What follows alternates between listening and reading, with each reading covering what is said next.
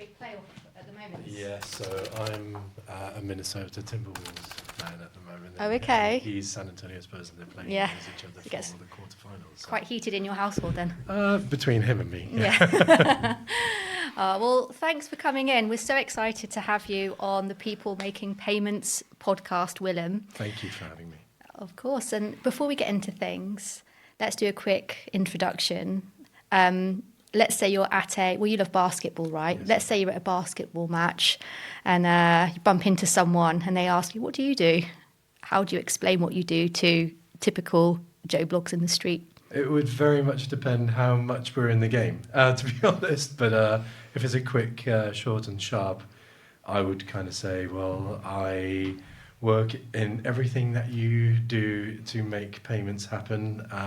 When you're trying to make a payment online, think of us as the plumbing that sits behind it, and I work for a company like that. But if you're kind of, if it's half time and you want to go into kind of a little bit more deep delve of what I do, for me, it's then I explain, well, think of someone who needs to make the regulation and the compliance matters human in order for us to be operational and protect the business in protecting your funds and building the trust in the ecosystem. I get involved in all of that and making the strategy happen. So that's kind of how I would make it a little bit more lively rather than kind of saying I'm just a chief compliance officer and UK chair. Yeah. So. But if it's a really good match, it might just be, I'm a chief compliance officer. Let's get back to the game. Exactly right. Exactly right. Yeah. But I love that idea of making it human. And I think we're going to get onto the topic of that a little bit later, around sort of the human element of what you do, both yourself and as a business at Ecommpay. So before we get into that, though, I wanted to talk to you about regulation and compliance. What do you think people working in the industry, what do you think is their perception of compliance? I guess it really depends which angle you're looking at it from. If I were to say how I look at it, and this is certainly how I were to perceive most of the people that I work with in this industry from a compliance angle, it's allowing a business to operate safely, but enable business to grow. And I think we need to have that business enabling mindset. And I think that's where we come from. But always understanding that we've got to play and adhere by the rules. And those rules are there for a purpose, and that's to protect the integrity of the payments ecosystem, but also protect customers in that ecosystem.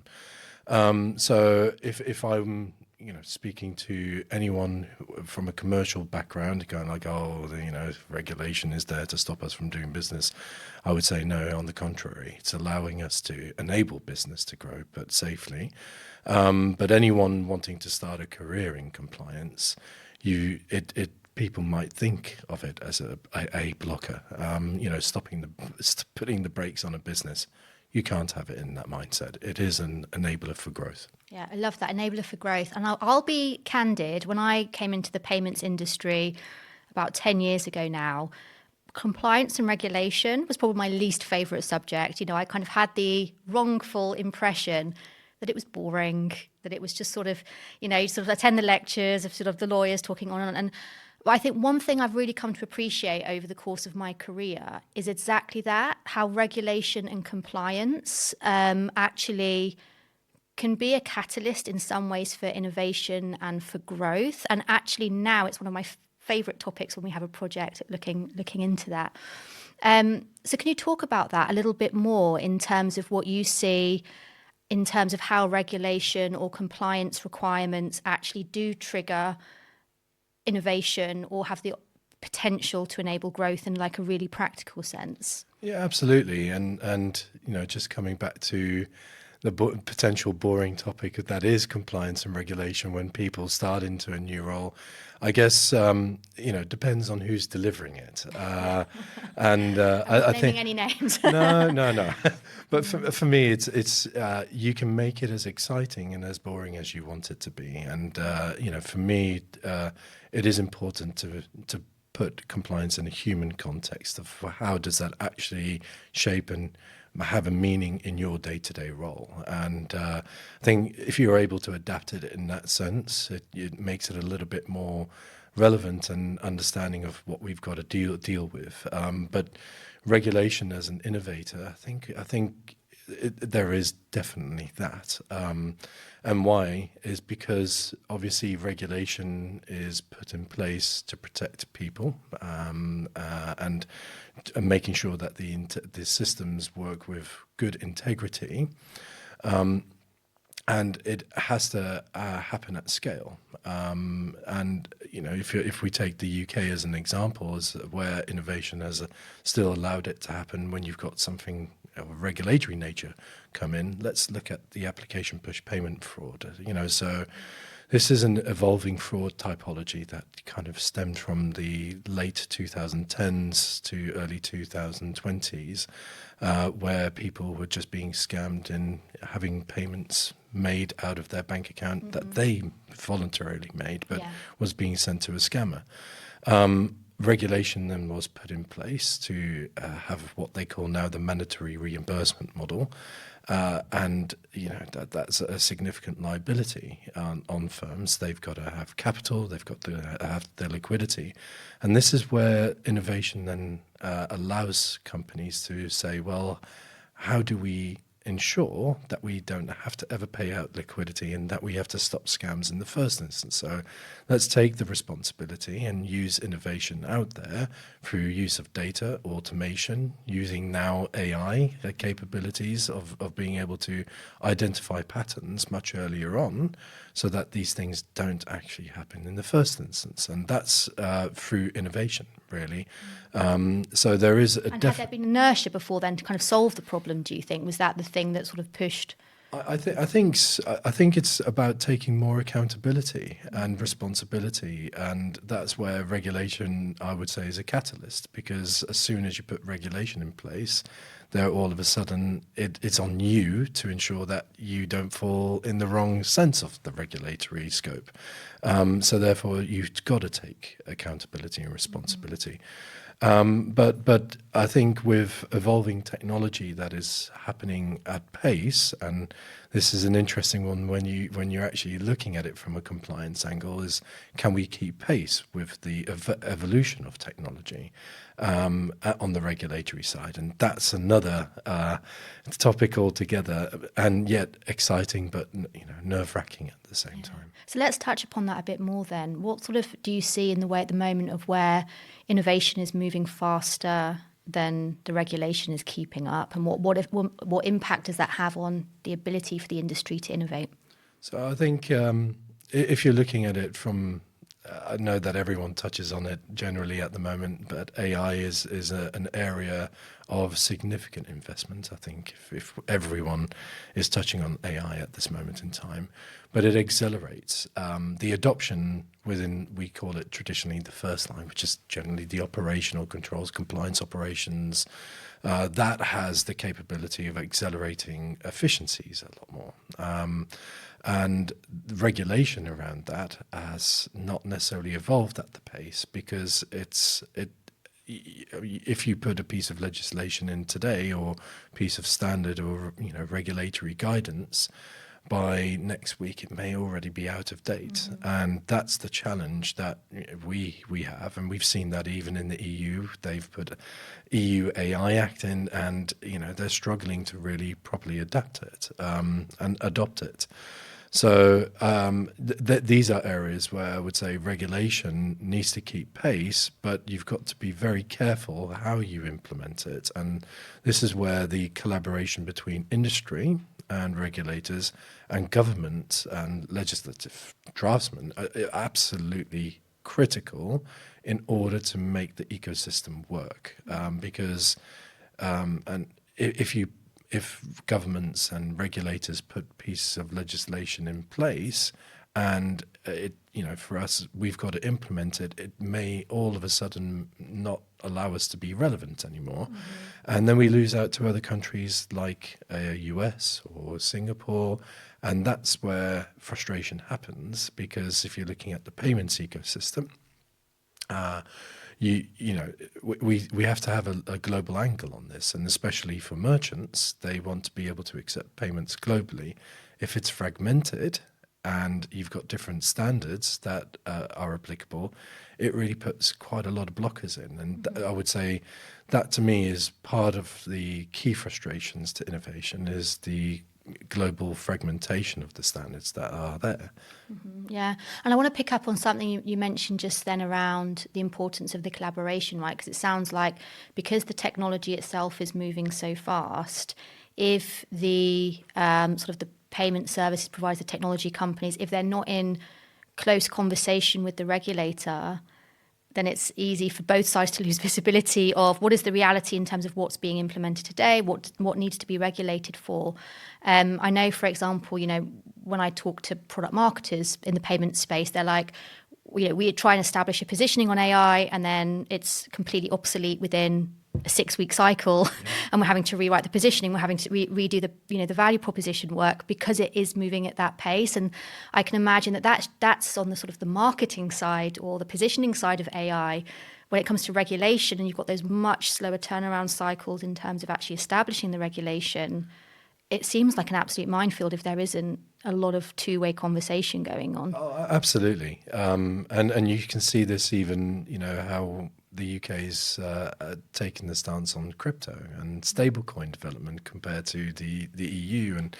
And, you know, there's been a lot of dialogue with the industry to say this is really where we need to go. And yes, the UK's been traditionally slow towards it, but I think it's paced it out. And what is this market doing? What is this market doing? And how should we adapt to it? But it is a very collaborative effort. And, you know, I think a lot of firms are generally shy, or they don't want to interact with the regulator, and that is because the mindset is no news is good news with the regulator.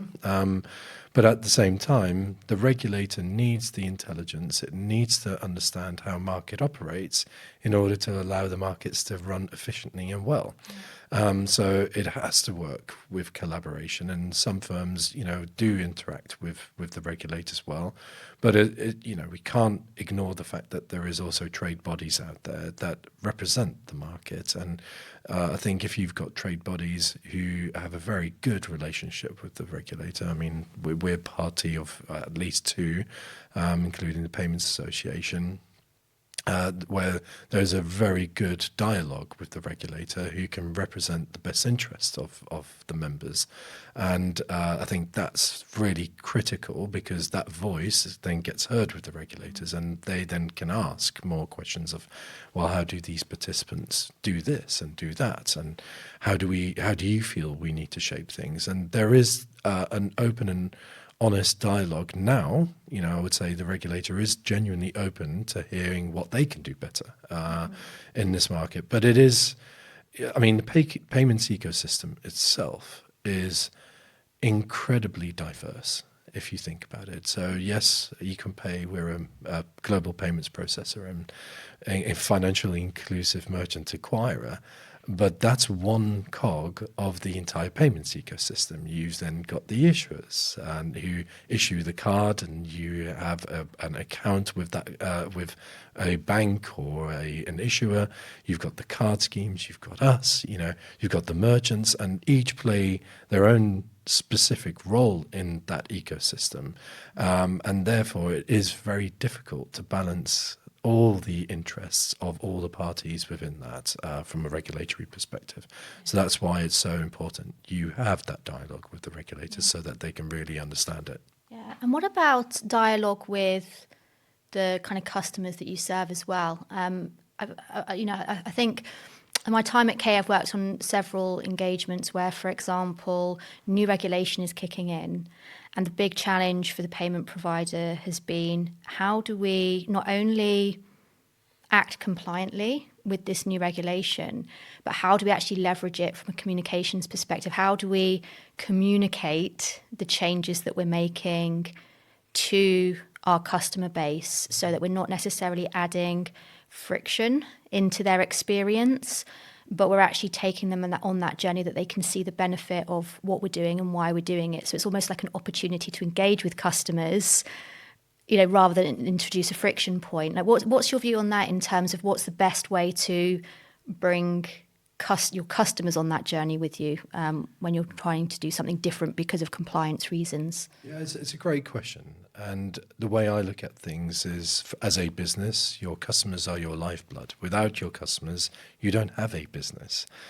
You can't build revenue. And when you're building a business, it's about building revenue, building profitability, so you can reinvest that to build better products for your customers. And that's really the inclusive mindset you've got to have as a business.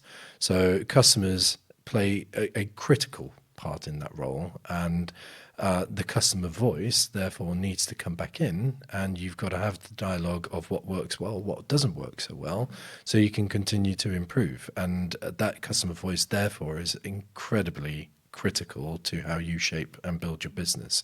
And I see that within Ecommpay itself as well. I mean, the customer's voice is a critical component in how we evolve our product. And then it comes back to, well, how do we build this product, and how do we then optimize for that internally to from a processing perspective, to can we actually do this from a compliance perspective, or even operationally, finance. So it plays a much bigger role in that sense. And that's where collaboration internally is absolutely critical, and from marketing to product to compliance to finance, operations.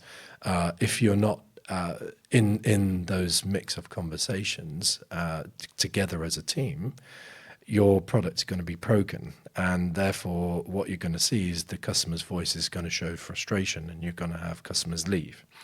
And when customers leave, that's a big issue, right? Especially in a very competitive market in which we operate.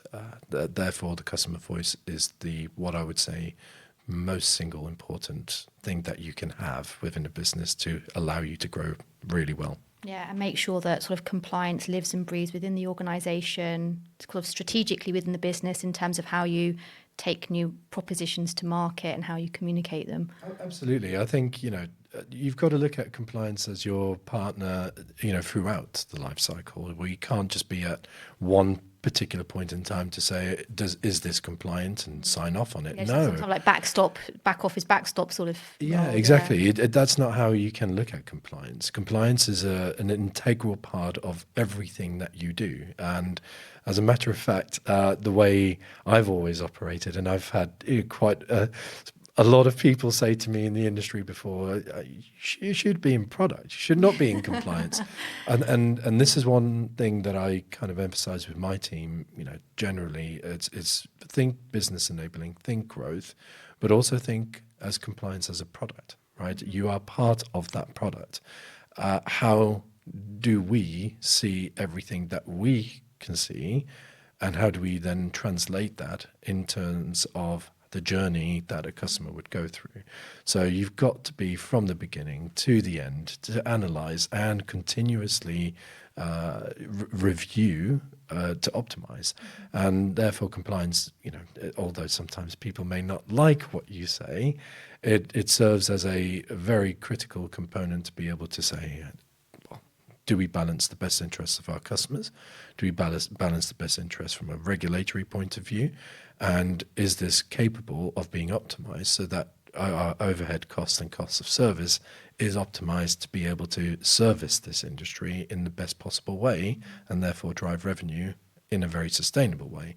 And that's how you need to look at it. It's a genuine life cycle. Yeah, absolutely. And you mentioned a moment ago, that it's a very competitive landscape. And I know that sort of one of the sort of common themes that we talk about is sort of differentiation, right? How do you differentiate in a very noisy, crowded marketplace, especially where some merchants might be using multiple providers, for example. It's not even like you're the only relationship that they necessarily have. Have you ever seen any examples of where, by using compliance strategically, you've been able to actually differentiate against the competition? Oh, 100%. I think, compliance is no longer seen as just one of those tick boxes. It is actually a strategic differentiator. So if you operate well and you've got a really sound operations around compliance, and even if you're dealing with very large organizations, they really challenge you on this. And if you have a very sound setup on your compliance, it's seen as a differentiator. So it's a fundamental component, because ultimately, what is the compliance team or compliance function doing? It's enhancing that trust layer. And if you have a very weak compliance, you can't build trust. And I would say trust in financial services plus your customers is probably, that is how it is, and that is the most important aspect of, especially when you're dealing with people's money. They want to know that you can treat it safely, that my funds are secure, that if anything were to happen, I've got still access to my funds. And that's where compliance really does play an important factor. But I would say it's not only just compliance that is a differentiator. Everyone plays their important role, but it's also how we position ourselves in terms of our vision and our mission. And I would say that at Ecommpay, that is a very, very core component of how we look at working with our customers. So it's not just about, compliance is strong, or this is what we do better, or our pricing is better than this. That's not what it's about. It's really about, how do we share our vision and mission to be able to have a customer succeed and have a sustainable solution for the future that is also inclusive. And that's really what differentiates us, I would say. It's about having that very holistic proposition. So not just one thing that you're differentiating on, but it's sort of this full sort of suite of things. And you talked about in financial inclusivity just there.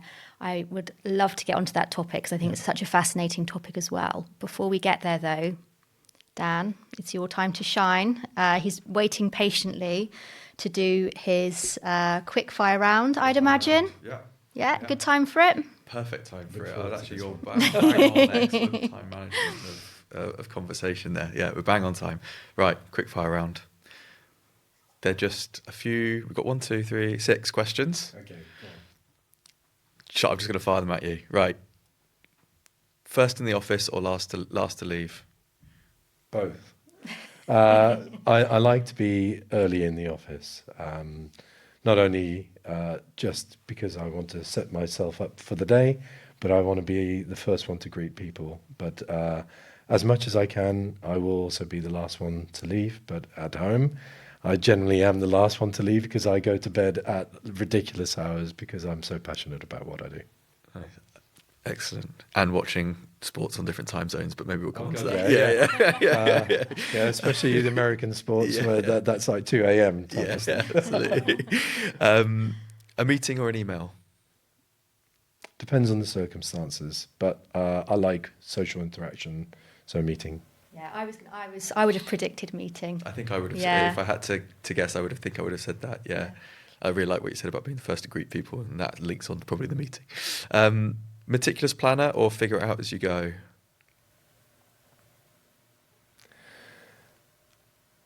Ooh. Meticulous planner, but if I'm innovating, figure it out as you go, because you've got to be agile. And I think that agility, especially in fintech, you can meticulously plan, but it may not necessarily work out the way you want it to be. And that's where you've got to learn on the fly. So I like to meticulously plan, because ultimately, from a compliance angle, you've got that vision of how you want it to come out. But at the same time, you've got to learn by trial and error. Yeah, brilliant. And next one, don't let the current situation sway your answer, but conference panel or podcast guest? Podcast guest. Yeah. And I'll tell you why, because it's a lot more intimate. And I like that intimacy, not because it's kind of ego or whatever it is. That intimacy allows you to kind of break the barriers down a little bit, whereas at conferences you don't get that opportunity. It's always great to see people at conferences and meet the whole collective group of people and meet new people. but I think podcast breaks barriers down, gives you a little bit more kind of personal sense, but hopefully the reach of that too gets a greater reach than just at a conference. Amazing. Okay, two more. Holiday abroad or staycation? Oh no, holiday abroad. Absolutely, anytime. gotta be done. Yeah, got to be done. Where's your favourite place that you've been? I would be biased on this one. Malaysia for me is like home away from home. Not because I'm married to a very proud Malaysian, but it's got everything. Culturally wise, it's got everything under one umbrella. Food is great. If you want to go to an island, it's got the most beautiful, pristine islands. It's got amazing cities. I love Malaysia, but yeah, that's what I would say. Yeah, amazing. I've never been, but you've sold it to me. When I was growing up, I wanted to go there and work in an orangutan sanctuary. We went last year. Yeah. So what a lot of people don't know is that Malaysia is actually split between two real big parts. So you got Peninsular Malaysia, which is what I would say you got Kuala Lumpur there, you got Johor Bahru, which is the second largest city. You got great places like Ipoh, Penang, and Langkawi as islands. But you've then got East Malaysia, which is typically known as Borneo. And Borneo is the rainforest, and you can actually see the orangutans in the wild. So I had the opportunity of doing that for the very first time last year, and it was magical. Yeah, going on a little boat at from around about 3 o'clock in the afternoon. So it's really hot, muggy, but you go into the sunset and you're going into the jungle, and you can see wildlife the way it truly lives. From hornbills to monkeys, orangutans. We had the incredible opportunity to see an entire troop of pygmy elephants waiting for another troop to join them who were 3 days behind. And they just know that they are there. It's just incredible. That's so beautiful. Yeah. When you were there, did you happen to go to a place called Sabah? So we have friends who are in Sabah, but we Sabah. didn't. So we didn't go to Sabah. We went to a place called Sandakan, and Sandakan is actually quite well known for villages out onto the water, and it's really sad from the news event recently that about 9,000 homes were burnt down by accident, and it's even more heartbreaking that we went there last year, and it's a whole community. They've got restaurants on there and everything else, and it's so nice to actually see that part of the life as well, and it's all gone. But they will rebuild it because that's just the community they are. Yeah. Wow. So fun fact about me is that my surname is Sabah, right? When I was growing up, my dream was to go out and be with the orangutans in Borneo, around the sort of Sabah area. And I didn't quite get there, obviously, but my husband, whose name I took when we got married, is Sabah. So talk about like Kismet. My name ended up being being that, right? Nothing stops you from going though. It's an amazing, just amazing experience. But it's like chalk and cheese when it comes to Peninsular Malaysia. So you've got Borneo, which is East Malaysia, and effectively all the rainforest, and that still remains as untouched as it possibly can. But then Peninsular Malaysia is so diverse. So you've got mega cities. So Kuala Lumpur is a great city, and it's so diverse. Think of Chinese culture, Indian culture, Western culture, traditional Malay, and then Nonya, and then you've got a fusion of all of that, and it lives under one harmonized umbrella, and the way people really come together is through food. And the food is just absolutely incredible. And no matter where you go, whether it's street food to a restaurant, it is just good no matter where you go. Amazing. So communities are built around that, and you could go to, for example, Kuala Lumpur. You could travel 2 hours and you go to a place where they've got a local speciality, and people travel that far just for the food. And that's what makes Malaysia so special, I would say. And it's very diverse. And, a lot of people obviously think of Singapore. My wife grew up, or was born and grew up in a place called Johor Bahru, which was literally 5 minutes away from Singapore. So that's how close Malaysia is to Singapore. But Singapore is what I would say Malaysia run by Chinese. It's very efficient. It's very, structured, but it still has some of that kind of old Malaysia in them. Maybe best not to speak to a Singaporean, and because they would probably disagree totally. But yeah, Malaysia is a great place. I love it. It's I think hot. we're sold. I think we're sold on Malaysia. Yeah, Maybe but our it's- next away day needs to be It's from Malaysia. hot all the time, though. That's the Yeah. only thing. It's like, typically the humidity levels are 80 to 90%, Yeah. and it's like 35, 37 Yeah. degrees every day. Wow. Well, that is emphatically holiday abroad answer, isn't it? That is emphatically. That is emphatically. And That's why I say. I think we should start a spin-off of like the people making payments on holiday, and maybe we just sort of swap holiday tips. Yeah. My second favourite was Korea. Believe it or not. So we did a round trip around Korea for just over a week and a half. So it was pretty intense.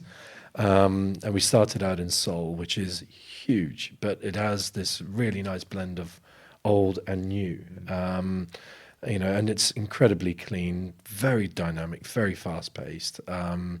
And then we went to Busan, which is, the most southern tip of Korea. That's where a lot of the fish, and just very, if you know Cinque Terre in Italy, which is the houses around the kind of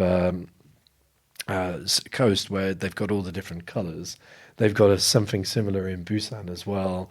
And that's, I think it's a very short trip, ferry trip away from Japan. And then we went inland, and you can live like they did 400, 500 years ago in the old hammocks. And it's so cool.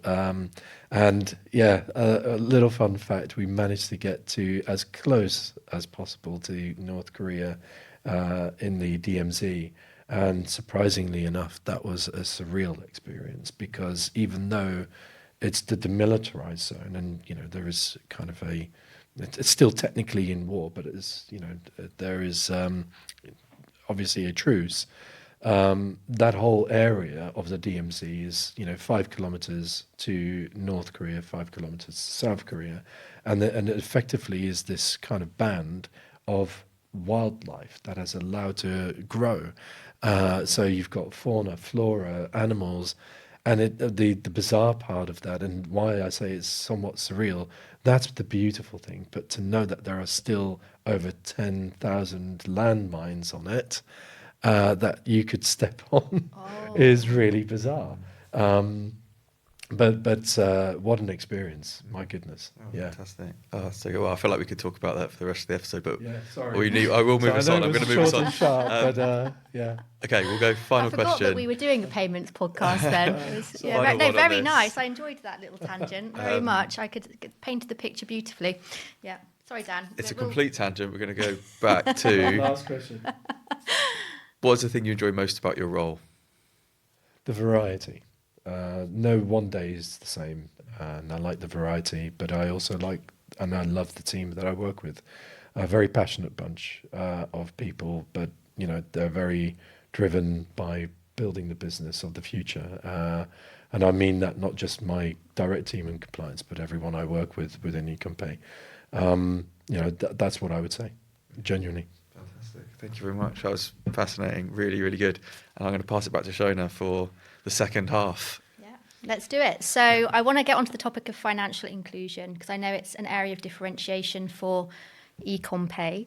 But just to sort of introduce the topic, what is financial inclusion for those that don't know? What does it mean to you? Quite wide, but what it means to us is allowing anyone, no matter of their walk of life, but also whatever disability that they may have, and there's 1 in 5 people have a disability in the UK itself, is to allow them to be able to make a payment and be able to interact with merchants for goods and services that they also want. So it's basically having accessible capabilities that allows anyone to make a payment online with a merchant that we support, and that is done through many different ways, but that's the fundamental essence of it. And it's allowing a choice as well. So the inclusivity is allowing anyone the choice to make a payment in whichever payment method they trust.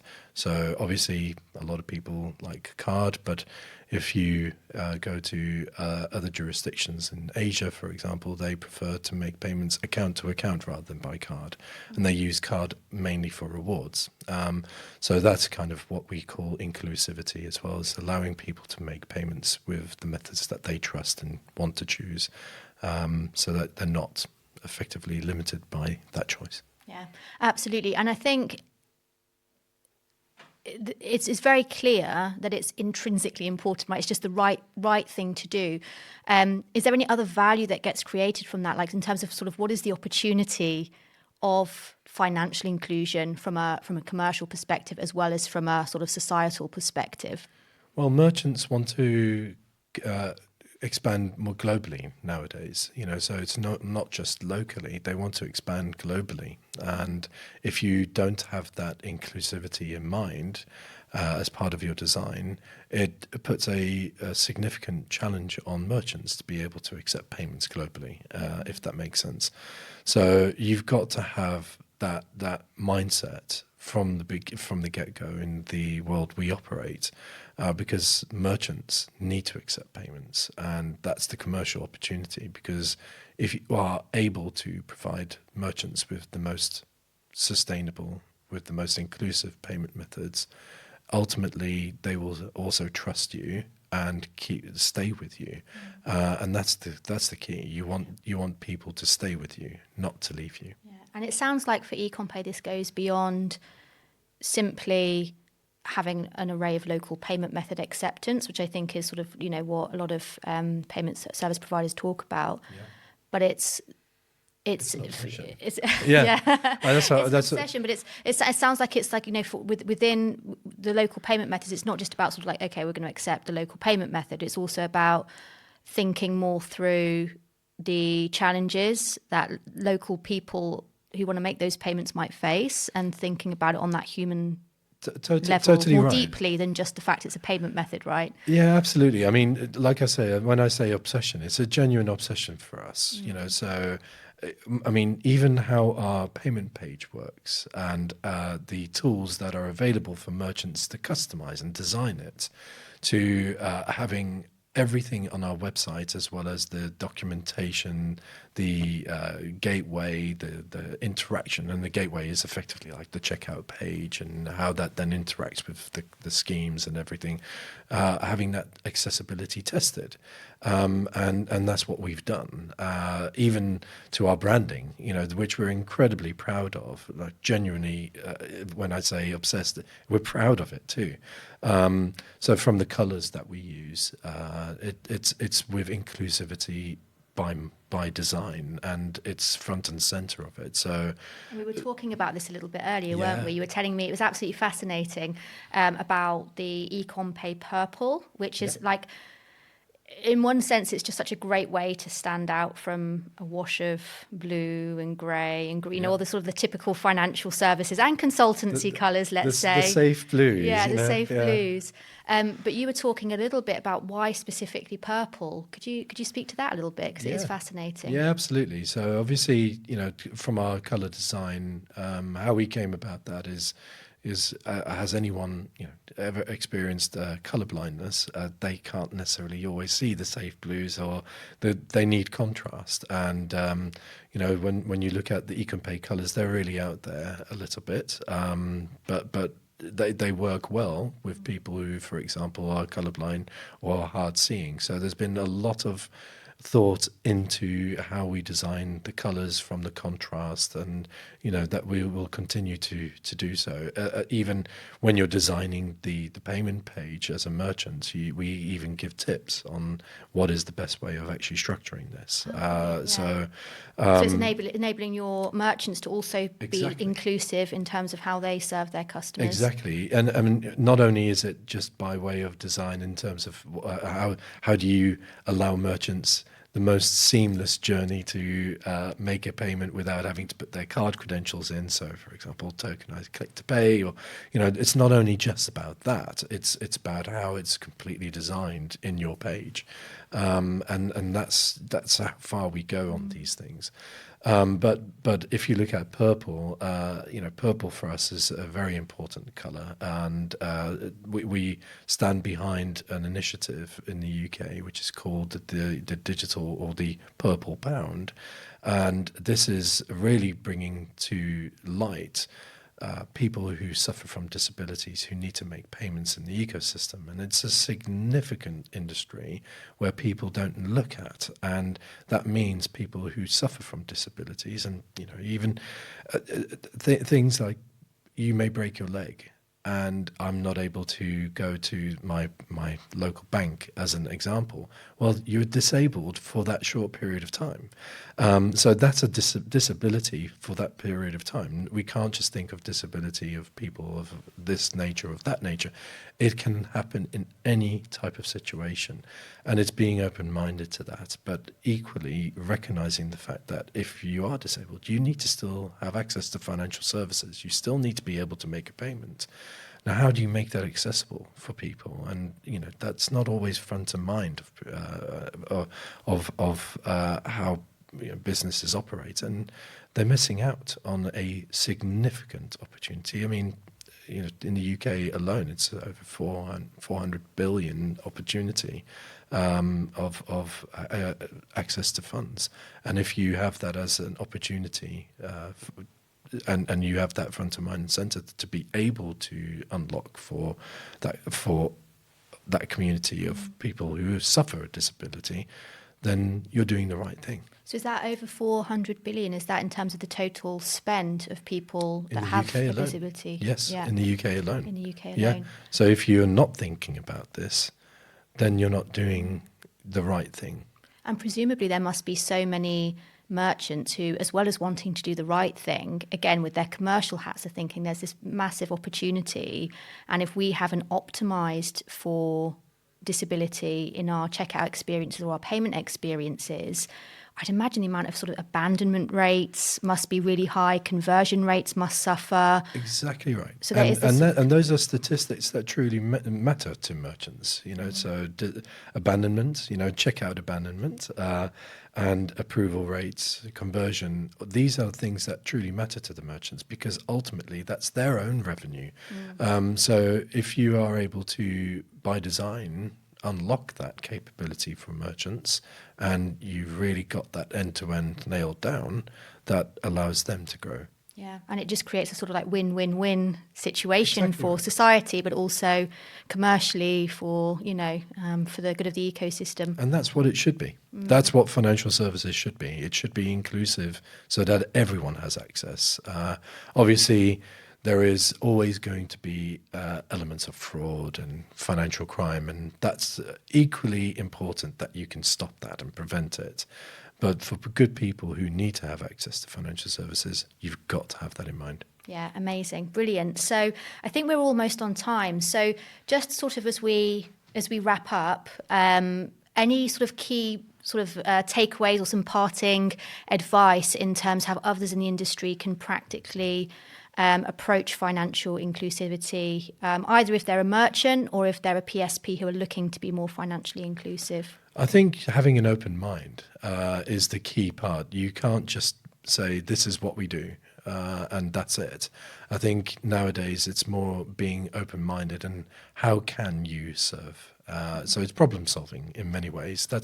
So you've got to always try and problem solve, but equally recognize that there are opportunities out there that may not necessarily typically suit your business but need to move towards. So it's keeping an open mind and challenging yourself.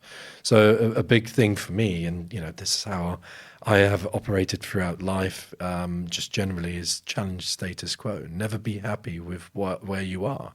Yeah. There is always going to be evolution. There's always going to be innovation. There's always going to be someone who does it better than you. And you've got to therefore challenge status quo with the purpose that you've got, and that's the way you've got to live life. And that's fundamentally who I am. And I think the whole team pretty much at Ecommpay lives that same thing. If we were happy with where we were, would we have done the rebranding? Would we have focused on this? No, we wouldn't have. So it's continuously challenging ourselves to be better for the customers and the merchants we service. And that's the fundamental mentality you've got to have. So being open-minded and challenging status quo with purpose. Yeah, and I think that's such a beautiful philosophy. We're very lucky to have you as a person in the payments industry. Thank you.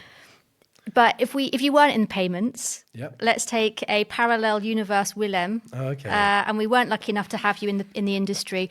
What would you be doing in a parallel universe? I have two passions. I mean, genuinely, sports. It was always basketball for me when I grew up. And you've got the height for it as well. No, not anymore. There are some freakishly tall people now in the game that I would probably just have to kind of look up to and feel a little bit scared and be a little bit more nimble than them. But in a parallel universe, for me, I'm a musician, by heart. I drum. It's great to see my son now also picking that kind of pedestal, and he's a great drummer. Better than me now, which just puts me to a bit of shame. That's how it should be, though, right? Yeah, Children should 100%. overtake their parents. Oh yeah, 100%. That's what you always want.